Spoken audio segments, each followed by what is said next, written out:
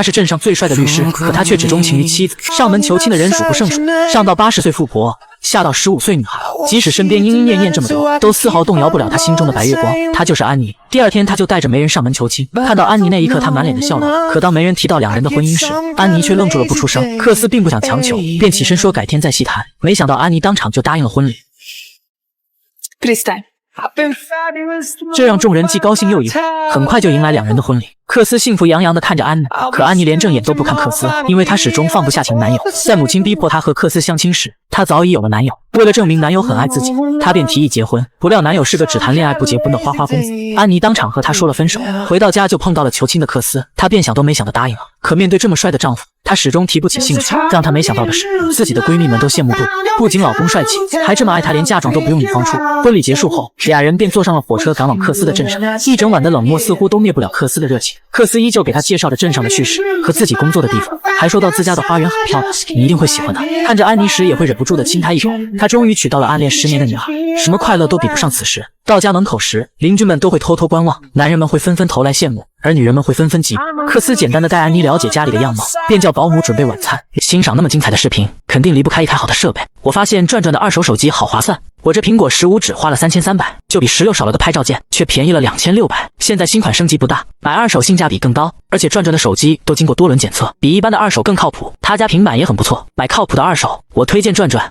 这时的安妮觉得自己逃不掉，来到卫生间搓了5小时的澡，等到克斯的呼喊，她才不情不愿地走了出来。但是面对克斯的热情，她不由得躲了起来。1次2次都这样，克斯也并没有发火，而是会一直为安妮开脱。是不是坐车太累了？要不我们新婚之夜往后拖拖？安妮试探的去接受，可最后还是顺从不了自己的内心。她恶狠狠地把克斯推开，和他说出了实话，自己心里放不下别人。但是克斯不明白的是，放不下为什么还要和自己结婚？安妮颤颤巍巍地说母亲的逼迫自己迫不得已。了解事情的经过后，她便留下卧室给安妮睡，自己去书房。这时的安妮才安心地睡去。可克斯却睡不着，自己心心念念的女孩终于娶回家了，心里想的不是自己。他犹豫地摘下了戒指。第二天一早，他便坐在客厅里看报纸。待安妮醒来后，他态度没有了昨天的热情，两人也为昨晚的事斗了几下嘴。但听到安妮要离婚时，他终于按捺不住了，跑去拦住了安妮，说离婚可以，我也想离婚，但不是现在，而是3个月后。安妮很疑惑为什么，其实也是克斯为了留下安妮的一个借口而已，说自己刚结婚就离婚，会被镇里的人议论的。他不想每天都听到这些，所以想让安妮假扮自己妻子3个月。安妮也很内疚，便答应了。殊不知这就是克斯的套路。在这3个月期间，两人依旧扮演着新婚夫妇，每天都在外人面前恩爱无比，也会陪伴克斯见他最重要的亲人。没想到越是演戏，克斯越觉得自己离不开安妮，眼神中充满了爱意。而到了没人的时候，克斯就会摆出和安妮不熟的样子，甚至连话都不想和安妮说。这转变的态度也使安妮很郁闷，也许这就是你越得不到的东西，你越感兴趣。经过这段时间的相处，他也对克斯的态度慢慢有改变，从当初的不想让他靠近到现在主动想靠近他。也许他也意识到自己对克斯产生了情愫。和母亲写信时，他坦然地说道，自己现在才知道算晚了。于是他开始慢慢进入妻子这个角色，空闲时也会在家学针线活，体贴克斯上班累，主动地帮他削苹果。但是克斯依旧看着自己的报纸，丝毫没有想要和他说话。也许是自己伤透了他的心。下午他便提议一起去散散步，克斯很乐意地接受了。可面对安妮的主动挽手，他便拒绝。安妮有些失落，一天又一天的过去了，他们似乎也习惯了每天一起散步。克斯也没有拒绝安妮的挽手，一切都在往好的方向。直到有一天，安妮的前男友突然找上门，还被克斯碰见了，但他没有直接进去，而是在门口偷偷听着。听到男人准备动手时，他气汹汹地把手表摘下，上来就是一个反手把男人制止住。但这还是不解气，克斯还想再打，却给安妮拦住了，他只能放男人走。其实安妮就是为了克斯着想，他不值得你为他进监狱。可克斯却以为安妮是在心疼他，一整个气住了，还把桌上的东西全摔地上。安妮也知道克斯理应生气，他便没有说话，而是默默地把地上的东西捡好。最后两人呆呆地站在一旁不说话，直到保姆的出现，克斯立刻地反应了过来，他快速地安慰安妮，让她不要伤心。保姆疑惑地问怎么了，克斯说安妮母亲病了，他很担心。这番操作下来给安妮都整懵了。待他反应过来后，急忙地抱住了克斯，也许是演戏，但此刻安妮是真的想抱住克斯。保姆也识趣地离开。晚上朋友邀请两人去看戏，这一说一笑的让克斯都以为安妮真的爱上了自己。可回到家时，却看到了下午男人送的花插在花瓶里，桌子还有一封信。安妮想挡住他，却被克斯先看到，正是前男友之前写给他的情书。这一下子就把晚上搭建好的感情全弄碎了。夜深人静，两人都睡不着。安妮起床想喝口水，却没料惊动了克斯，嘴硬的他一直说着伤人的话。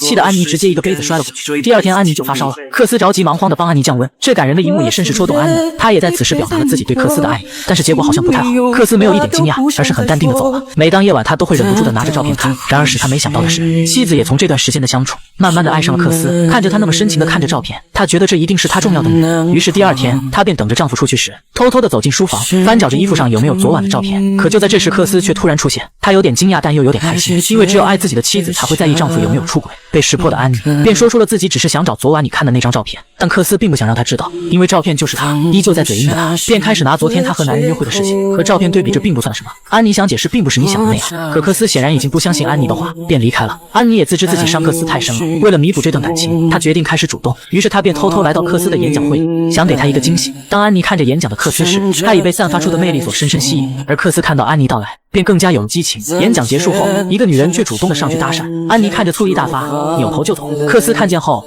急忙的跟了上去，好在没有吻。克斯问着安妮怎么想着来看我演讲，我以为你对这没有兴趣，没想到安妮当场表白。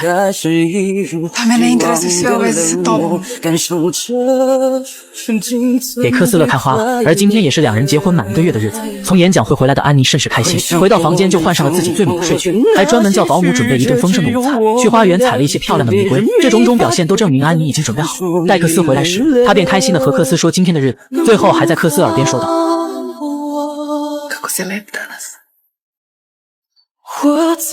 便直接亲了一口。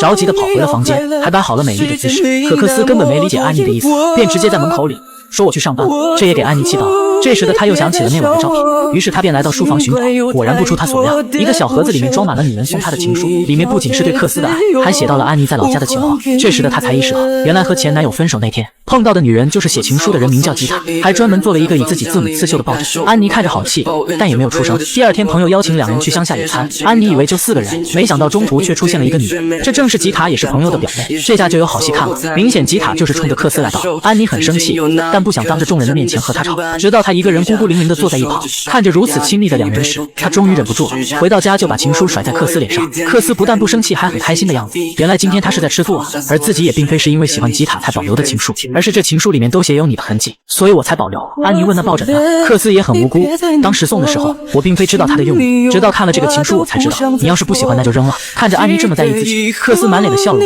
他还以为安妮爱上了自己，然而此时安妮却想结束这个关系，因为她使自己很累，她决定明天就回家。克斯挽留了一下，但安妮还在嘴硬说你留不下我。克斯立马变脸了，也许你再挽留一下他就不会走了。两个都爱着对方，但都是嘴硬的人，当一个人想通时，那个人却已走远。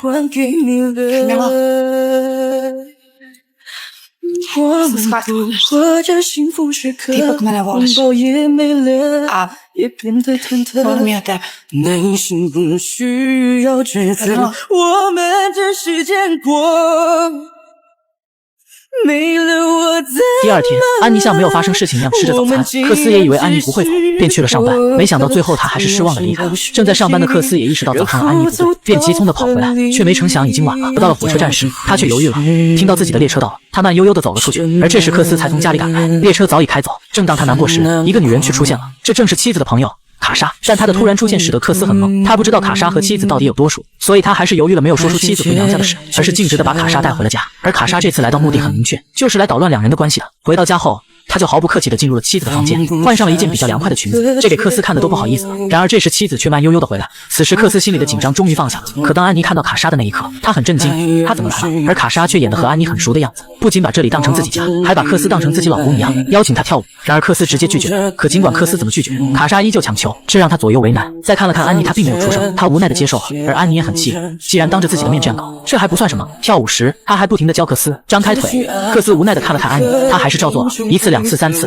克斯终于忍不住了，便找了个借口说自己要去上班了，才逃过此劫。而第二天，安妮才和克斯说，卡莎并不是自己很要好的朋友，她此次来的目的就是想看我的笑话，然后再拿回去当八卦聊。她可不能让卡莎得逞，也是卡莎的多次离间两人的关系，使得两人的感情越靠越近。而为了甩掉卡莎，克斯提议去寺庙玩，但是要爬山，以为卡莎不愿意去。可让他们没想到的是，这家伙为了离间两人还是拼了，穿着高跟鞋都要跟着一起爬。而克斯和安妮没怎么管他，而是只顾自的聊天，这也给卡莎气死了。到了一个小木桥时，他开始对克斯撒娇，自己不敢过，要克斯抱自己过去，这不是为难克斯吗？看了看安妮，他只能把她抱了过来。而这时的安妮却受不了跑，克斯快速的跟上，看着卡莎多次调戏克斯，这次的他终于忍不住了，他便直接的问克斯：“你以前说爱我，现在这份爱还剩多少？”这么明显的暗示。然而还没等克斯回答，卡莎却又大惊小怪的说：“有蛇呀！”顺手挽着克斯的手，安妮白了一眼他，但这次克斯却直径的搂住了安妮，他似乎感受到了安妮的爱。等到卡莎不在时，安妮让克斯回答刚才的问题，但克斯却反问安妮：“你对我的恨意和厌恶还有多少？”这也给安妮整笑了。克斯依旧记得新婚之夜安妮和他说的这两句话，他说：“律师就这么记仇的吗？也许你可以给我个机会。”也是这次的对话，两人这才明白了对方的爱意。在这偌大的森林里，两人的眼里似乎只有对方。看着克斯的手指很漂亮，他也会忍不住的咬上一口。这一幕甚是美好，也给卡莎看笑了。两人此刻很幸福。情到深处时，两人忍不住的准备啄了上去，但又被卡莎打扰了。这时的克斯真想打他一顿，但是他只想说的是：“你们邻居来了。”而这时的卡莎也一眼就看中白衣男，后面返程的路途中便没有再纠缠克斯，反倒安妮却被邻居一直盯着，使他很不习惯，一脸的猥琐样。要不是卡莎的提醒，他还真没有发现邻居对自己不怀好意。回到家后，卡莎就和白衣男频繁联系，还要和他一起去玩。这时的安妮终于忍不住和卡莎吵了一架。这段时间你不顾我的感受去调戏克斯，而现在你不顾我的脸面去和别人玩，到时候受损名誉的事故，最后把他赶出去。被赶出来的卡莎不甘心，便去克斯的事务所把卡莎赶自己出去的事情说了出来，还歪曲了安妮和邻居的关系，这给克斯震惊了。晚上回去时，却刚好碰到了邻居在自己家，这一幕很难不让人怀疑，但其实就是邻居的一厢情愿而已。安妮已经很刻意的不与邻居碰面了。此时的克斯很生气，说了一堆伤人的话，安妮忍不住扇了过去，这个气氛很微妙，克斯忍不住的啄了上去。看到安妮的回应，克斯便把安妮抱了起来。等了这么久的新婚之夜终于要实现了，可克斯却回头看了看窗户，那正对着邻居家，他犹豫的走了。尽管妻子怎么解释，他还是更相信他人的话。聚会上，面对妻子的热情，他却无动于衷。当开场舞响起时，他却故意走去别的女人旁边，留下孤孤零零的自己站在一旁，就像个笑话一样。看着他和别的女人聊得这么欢，他也憋着一股气接受了邻居的跳舞。这番操作果然奏效，把克斯气到了。可让安妮没想到的是，邻居真的对自己不怀好意，当着这么多人直接对他表白。安妮的脸瞬间黑了，立刻停下了舞蹈，扭头邀请克斯跳舞，这也在变相的拒绝邻居。可克斯还在生气呢，并没有直接接受，直到安妮的再三邀请，他才不情不愿的接受。当一个女人爱上他的时候，一切似乎都变了。克斯从之前的热情到现在的冷漠，不是不爱了，而是不够相信自己的爱人。尽管安妮的眼神这么坚定，他还是不相信她。回到家时，安妮再次主动，以为自己会打动丈夫，却没想丈夫直接把她推开，一次又一次的主动，换来的是一次又一次的拒绝。她还能坚持多久？后面的几天，克斯就再也没有出现在安妮眼前，每天都是很早出门，很晚回家。而安妮也因为不舒服2天没出门了，以为今天克斯会早点回来，却没成想听到秘书说克斯要半夜才回来。这件事也给邻居听到了，还收到了一封以安妮名义写的信，要她出门跟着自己。而安妮今天也想出去走走，爱一个人是幸福的，但有时也很累。安妮被公园的歌声所深深吸引，而此时邻居也正在后面窥视着安妮，激动的想要上前搭讪。殊不知这一切都给克斯看在眼里，眼中写满了终于被我抓到了吧。看着邻居上前搭讪时，他挽起袖子准备上前开打他。我走了，你别再难过，心里有话都不想再说。却不料安妮直接撒开邻居的手走，还以为克斯相信了安妮。没想到回到家时，他竟然赶安妮回老家，还说到那个公园是一个情侣基地，你俩要是没问题的话，怎么会同时出现在那里？可刚嫁过来的安妮哪知道这些，自己只是去散步然后碰到的邻居啊。但安妮怎么解释？克斯早已给安妮定了罪。让他没想到的是，这一次不用他赶，他真的走了。第二天，他告别的这个是加菲家的地方，而克斯还以为安妮会像往常一样待在家里，不知怎么回事的他破天荒的买了安妮最爱的零食和玫瑰。可回到家时，却被保姆告知安妮今早已经回了老家。这下他真的如愿了，可他会真的开心吗？然而并没有，他依旧爱着安妮，但是因为自己的懦弱和不信任，可能错过了最爱他的人。在没有安妮的这几天，他每天都过得浑浑噩噩，直到邻居小女孩的出现，告诉他的真相。原来这一切的幕后黑手，就是一直迷恋自己的邻居查子岛。为了嫁给克斯，他想拆散两人，便一直以安妮的名义去写情书给邻居，造成了这个误会，却给他气死了。直接上门警告查子别再搞事，不然我这个律师不是白当的。最后再跑去邻居家说，你收到的信不是安妮写的，然后急匆匆回家收拾行李了，因为他要去接他心爱的人回家了。但一封信让他陷入了沉思，这正是安妮老家父母寄来的信，这也代表着安妮并没有回家。可他会去哪呢？克斯还是踏上了安妮的老家，寻找着他可能出现的地方和可能联系的人，但还是没有找到。他失落的回到家，直到一个报纸上报道一个女子被杀害时，他的心都慌了。而这时朋友来电，听到是安妮的消息，他才放下心，说他在朋友支教的地方拿到地址的克斯连夜赶去，可最终还是晚了一步。安妮早上就走了，他失落的走了一夜才回到家，看着手中的戒指，他还是把他最心爱的女孩弄丢了，却没成想这时房门敲响，眼前的正是安妮。克斯激动的紧紧把安妮抱住，这一次说什么也不会放你走了。经历了这么多，两人的感情也会越来越深，而克斯也终于完成了新婚之夜。第二天两人油光满面，而安妮也终于看到了自己想看的照片，这正是自己。她满脸的笑容，一波三折的感情好在最终都没有放弃。故事也到此结束，